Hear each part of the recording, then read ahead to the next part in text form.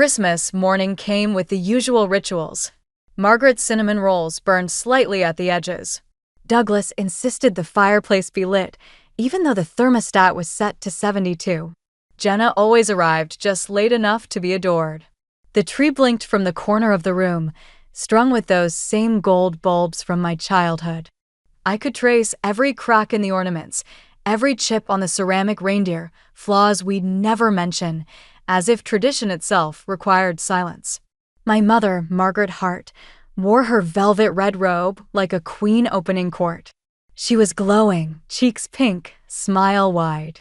In her hand, a small gold-wrapped box with satin ribbon. She turned to Jenna, my younger sister by 2 years, and their only child in spirit, if not by blood. "Open it," Margaret beamed. Jenna Blake, with her flawless blowout and rose-colored sweater, gave one of her signature gasps before she even touched the ribbon. That was her gift to the performance. She'd been doing it since we were kids, like life itself was a Hallmark audition. She peeled the paper back slowly, savoring the moment.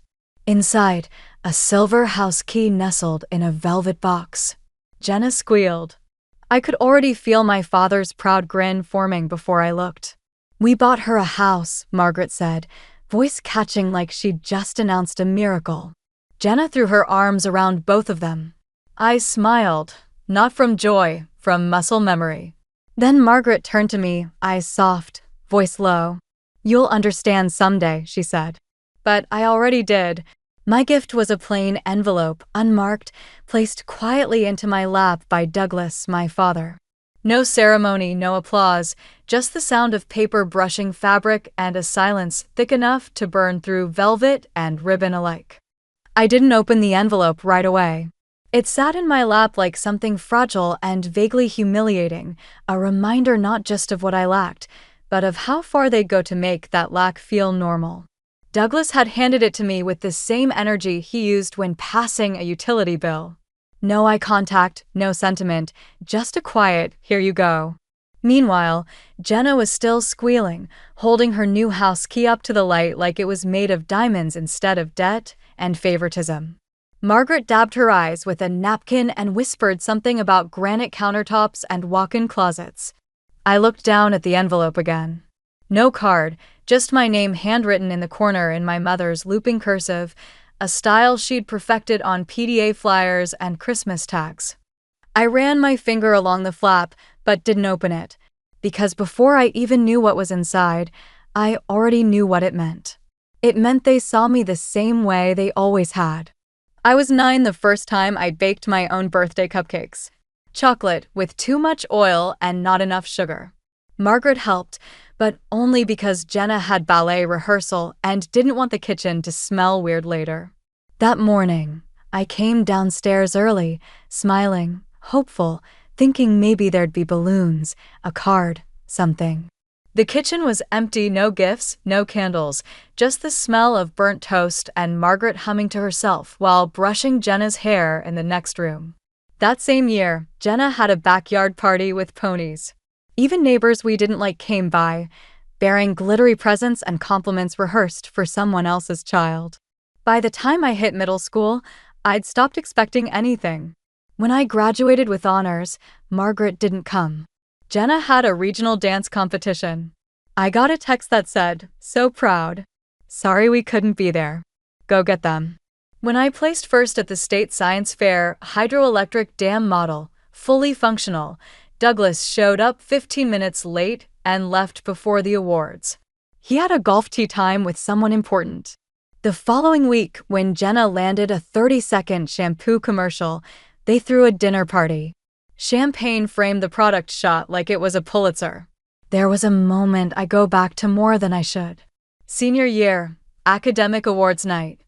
I had worked hard, brutally hard, juggled 2 part-time jobs, maintained a 4.0 GPA, wrote papers until my fingers cramped and my eyes blurred. They called my name for the top scholarship in front of a packed auditorium.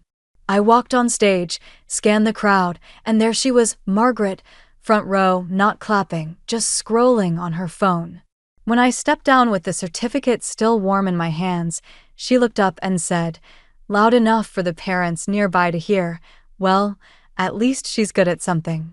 That one sentence sliced through the applause like a serrated knife. Even now, I can still hear it. I used to wonder if I was imagining it all, if I was just the bitter child in the shadow of a shinier sibling. But favoritism doesn't whisper. It carves.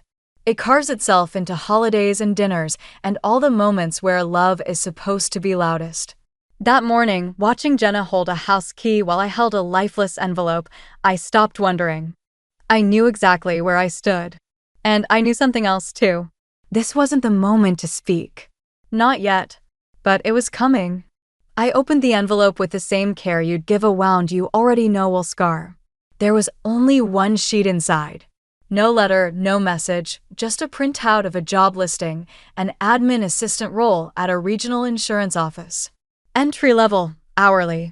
Near the bottom, in ink that was unmistakably Douglas's sharp block letters, all pressure and control, he'd scrawled, "Thought this might be more your speed." I stared at the page without blinking, my fingers cold. No one noticed.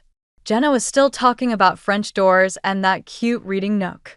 Margaret was already refilling her coffee. I let the paper fall back into the envelope, folded it twice, then slid it under my leg, not to hide it, just to end it. The room was full of noise, but none of it reached me. All I could hear was the sound of that envelope scraping against itself, thin paper over thin paper, like something whispering that I would never belong here the way she did. They hadn't given me less because they forgot. They gave me less because they believed I needed less, because I'd always figured it out. Paid my own rent, packed my own boxes, picked up the phone myself when the school nurse called. And I think that's what stung most. Not the insult, but the absolute confidence with which they delivered it. They weren't being cruel. They were being consistent. I hadn't planned on coming back. But guilt has a way of disguising itself as duty. Especially when your mother calls twice in 1 week, using words like your father and hurt and can't lift boxes without help. It wasn't the request that got me. It was the tone, that syrupy kind of concern layered over unspoken accusation, as if refusing would mean I was cold or selfish. As if decades of quiet dismissal could be wiped clean by one favor on a Saturday. So, I said yes. I drove the 4 hours home, parked in the same driveway Douglas, still etched with a ruler and hedge clippers, and stepped into a house that smelled exactly like it always had: lemon polish, overcooked roast, and the faint hint of something burning that no one acknowledged. Jenna wasn't there. "She's busy," Margaret said with a sigh that somehow made it sound like her absence was my fault. I smiled, nodded, said the right things. By Saturday evening, we'd completed the checklist, helped Douglas lift storage bins in the garage, listened to Margaret complain about Jenna's boyfriend, endured a dinner where every topic circled back to lake house renovations. By 10 p.m., I couldn't sleep. The guest room, the one I used to call mine, still had my old soccer trophies on the shelf, like proof I'd been there once. But the walls felt tighter now, like they remembered how many words I'd swallowed inside them. I wandered barefoot and quiet. The door to Douglas's office was slightly ajar. That alone was strange. He guarded the room like a church, lights off, blinds down, locked drawers, passwords on everything. And yet, there it was, open. The safe was tucked behind the file cabinet, small and gray, but unmistakably his. And for the first time in my life, the door hung loose. I should have closed it and walked away. I should have assumed it was a mistake. But something held me there, some small tug in my gut that said, "What do they keep locked from you that Jenna already knows?" I knelt slowly, carefully. Inside were rows of manila folders, all perfectly labeled: tax returns, property deeds, bank statements, some familiar, some new. I flipped through them in silence. Then I found it. A sealed envelope, plain white. On the front, in Douglas's handwriting, to be opened upon death. My hands went still. Then I opened it. Inside, a will. Not the one I remembered from years ago, the one they made a show of presenting at the dinner table when Jenna turned 21, where everything was split evenly. This one was different. My name came first. Next to it, a parcel number, a property I'd never heard them mention. At first, I thought it was a mistake, but then I saw the next page, a deed, purchased under my name years ago. And below that, a signed authorization transferring funds, using my name. The signature was mine. But the slant was wrong. The curl in the R didn't match. My breath caught in my throat. Someone had signed for me. And based on the bank activity attached, it hadn't just happened once. My name had been used. My identity moved around like furniture in a room I wasn't allowed to enter. I sat there under the soft buzz of the desk lamp, trying to piece it together. It wasn't just that they had kept something from me. It was that they had built a second narrative and written me into it without my consent. I didn't say anything that weekend. At breakfast the next morning, Margaret poured my coffee with her usual performative cheer, asked if I'd found a real job yet, then launched into a story about Jenna's new podcast idea, something about lifestyle, branding, and authentic influence. Douglas barely looked up from his toast. I smiled, nodded, played the role they'd written for me years ago. By noon, I was packed and back on the road, citing work obligations I didn't bother to fabricate. The moment I got home, I pulled my credit reports, every account under my name, every flag I had ignored. It didn't take long. The house, my house, the one they'd tucked under layers of silence, was real. Purchased 6 years ago, funded through a trust tied to my social security number. The address matched the parcel on the deed I'd found in the safe. But that was only the beginning. What followed was an increasingly tangled web of financial activity, quiet transfers between internal family accounts, reallocated funds, and at least one authorization bearing a signature that wasn't mine again. So, I called someone I trusted, a lawyer friend from college who specialized in estate structures. I didn't give her the whole story, just the documents laid out in careful order, like I was trying to explain something I hadn't fully let myself feel yet. She called me back 2 days later. Her voice was calm, but her words were sharp. "Claire, if you wanted to pursue fraud, you'd have a case. But that's not what you want, is it?" She was right. I didn't want revenge. I wanted clarity and then control. So, we started digging quietly, carefully. What emerged over the next few weeks was almost absurd in its irony. On paper, I was wealthier than I'd ever imagined, not extravagantly so, but meaningfully. The house, a small investment account I didn't know existed, and ties to a family holding company used to shelter assets during Jenna's business venture. The lake house was the most damning detail. That house, their pride, their retreat, their legacy, had been mortgaged in secret 3 years prior to fund Jenna's failed skincare line. They'd tried to fix it quietly. Douglas likely believed he could repay it before the bank came knocking, but he couldn't. By the time I found the deed, the house was already flagged for auction. And that's where it got interesting, because I bought it not directly, not as Claire Hart. I set up a shell LLC, used my lawyer as a proxy, and submitted the purchase anonymously through a holding agent. It was legal, clean, undeniable. The paperwork took weeks. But when it was done, I sat there with a deed in my hands. And for the first time in my life, I owned something they wanted. It wasn't about the house. It was about history. About breaking the cycle. About making it clear that I had seen every inch of their neglect, and I'd chosen for once not to absorb it. They still didn't know. Margaret kept texting about Christmas, asking if I'd be home, if I could bring wine, if I'd heard about Jenna's new boyfriend. Douglas emailed me a job listing with the subject line, something with stability. And I said nothing because silence, when it's yours, isn't weakness. It's power waiting for the right moment. And that moment was coming.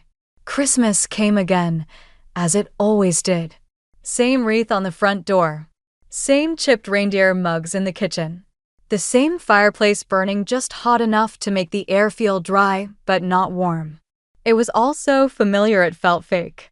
Jenna was already there, dressed in a new cashmere set, hugging herself like the room owed her applause. Douglas stood by the mantel with his usual mug of coffee, eyes scanning the room like he was doing inventory. Margaret floated in and out, humming carols off-key and asking no one in particular if the cinnamon rolls were done enough. I placed my gift under the tree without a word. Plain white box, no ribbon, no glitter, no tag, just wait. We went through the mourning motions. Jenna opened a designer handbag and gasped on cue. Margaret cried. Douglas chuckled. There was a toast to new chapters and dream homes. I nodded, sipped coffee, waited. And then it was my turn. I handed the box to Douglas gently, like it might break. He lifted it with both hands, surprised by how light it was. Smiled like he already knew it was nothing important. Jenna giggled. Probably socks, she said. Douglas opened it slowly, not because he was cautious, but because he was indifferent. He peeled back the lid, saw the envelope sealed in wax. For a moment, he hesitated, then broke the seal and unfolded the papers inside. His face didn't change at first, just a tightening around the eyes. Then the color drained.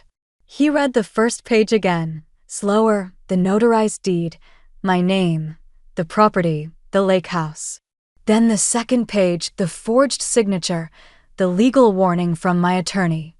His hand trembled just slightly. Margaret leaned over his shoulder. She was still smiling when her eyes caught the bolded words near the top of the document. That smile faded like breath on glass. She turned to me. Claire, what is this? I met her eyes, calm. It's exactly what it looks like. She blinked. Douglas didn't speak, not one word. Margaret looked back down at the paper, then at him. Her mouth opened, closed, then opened again.